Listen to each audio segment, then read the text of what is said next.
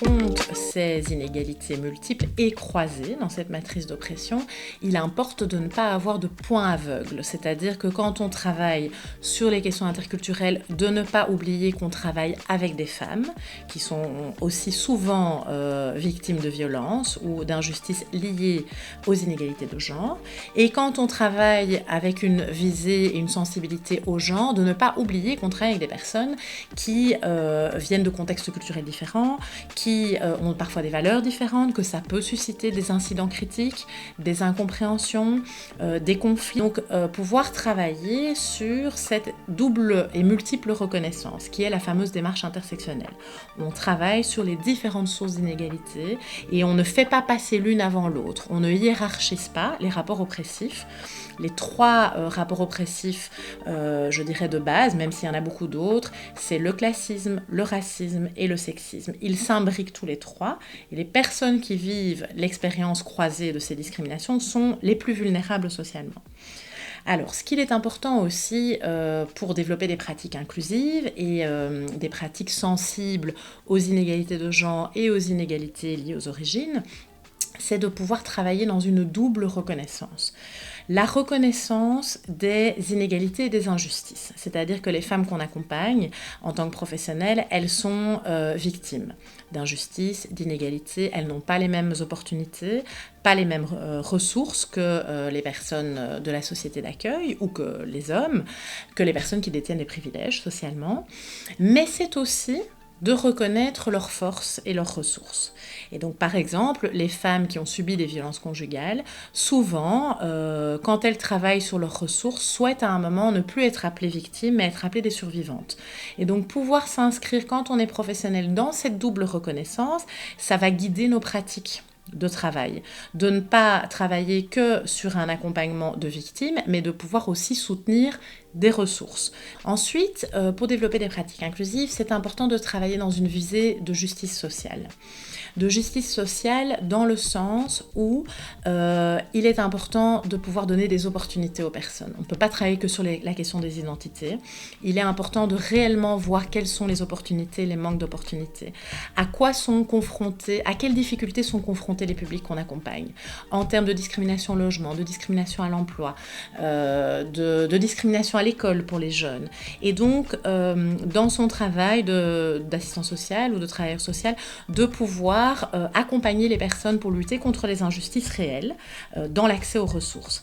Et simultanément, dans une visée de justice sociale, pouvoir reconnaître aussi tout ce qui va venir fragiliser la personne au niveau identitaire. Le manque de reconnaissance de son identité sociale, de ses appartenances culturelles, religieuses, de genre. Et donc pouvoir reconnaître et les injustices matérielles et travailler pour lutter contre les injustices matérielles, c'est-à-dire lutter contre la discrimination, et simultanément accompagner les personnes pour les valoriser au niveau de leur processus identitaire et ressources identitaires, ça participe de pratiques inclusives et d'une démarche de travail qui s'inscrit dans de la justice sociale. Enfin, les professionnels peuvent développer des pratiques inclusives dans ce que des autrices appellent une démarche interculturelle féministe.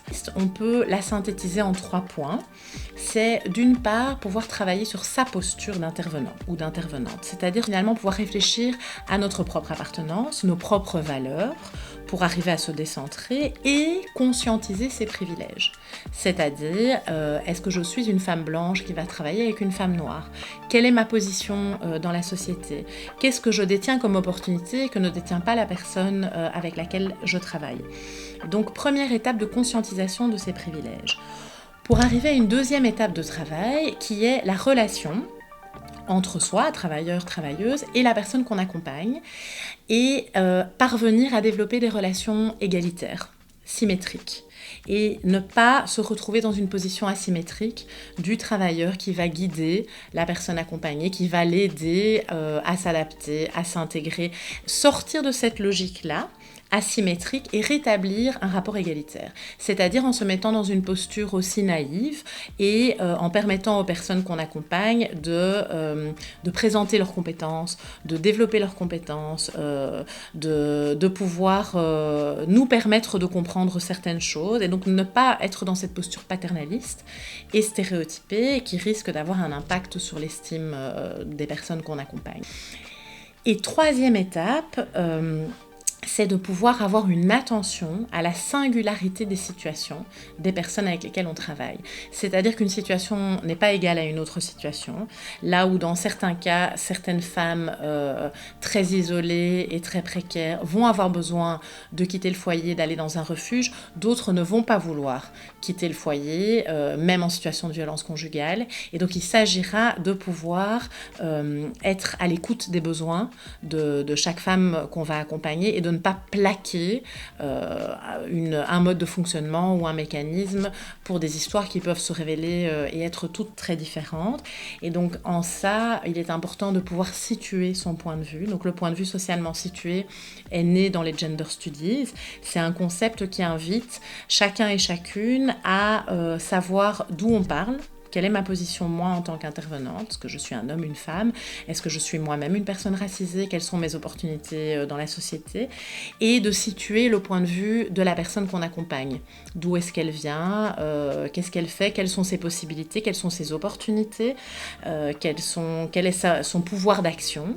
Dans le but de pouvoir renforcer l'agentivité des personnes qu'on accompagne, c'est-à-dire de les re-rendre maîtres aussi de leur situation, malgré qu'elles aient été vulnérabilisées dans leur trajectoire, de pouvoir renforcer leur pouvoir d'agir.